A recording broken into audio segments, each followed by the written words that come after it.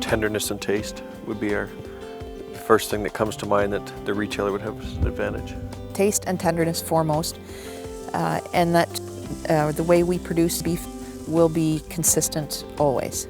That it's not just the one time that you've had a great steak at a restaurant, or you've been invited for dinner somewhere and it's been a great experience, but what we offer is a consistent experience time and time again. And we do that through the way we raise our beef, but then also the way it's processed. We guarantee certain things. We guarantee that it's aged properly. We also will test it for tenderness. So we're essentially guaranteeing a great experience. It'll be an experience that will be repeatable. You can cook beef this week and next week and have the same outcome. We pride ourselves on the beef being raised in a healthy environment for the cattle.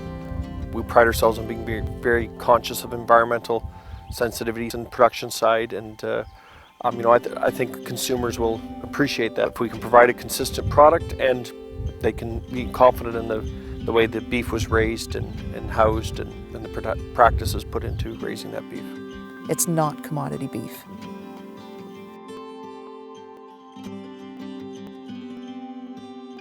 It's unique because of the protocols that are followed, and the whole package that comes together, starting with the protocols. No hormones, no antibiotics. We grow all the grain locally. That's one of the requirements that we place on through our protocols, is that all the feed is locally grown. Also, all the meat is dry aged, which is unique in the industry at large. Our grass-fed product is dry aged to 21 days as a minimum, and the grain-fed at least 30 days. And that's far beyond the minimum that's targeted in the industry currently.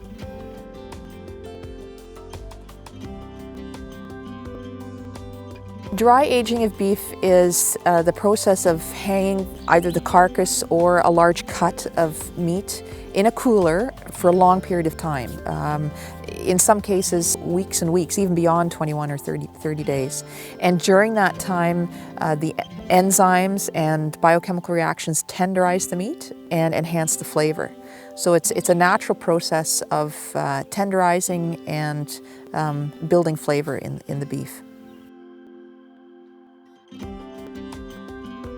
We farm in Gordon Township here on Manitoulin Island.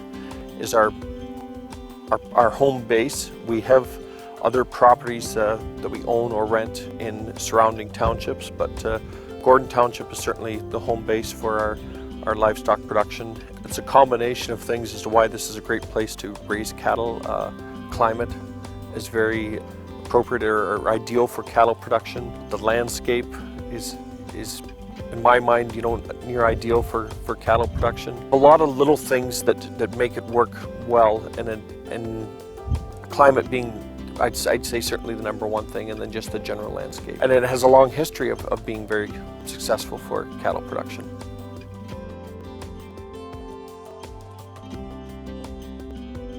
Essentially, the difference is quite simple. It's in the finishing period when those last few pounds are gained by the animal. In a grass-fed program, the animal is finished on forages only, on grasses and legumes. In a grain-fed program, in our case, they're finished on just all locally grown grains, but it's a diet very heavy to grains.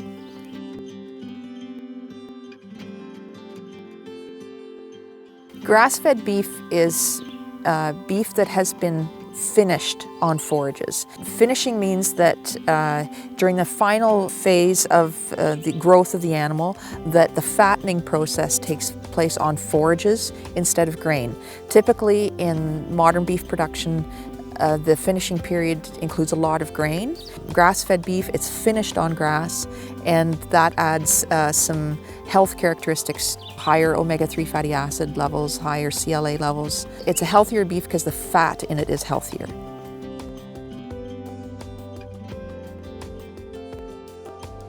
As a family, we come up with the idea of marketing beef that we produce on our on our local farm.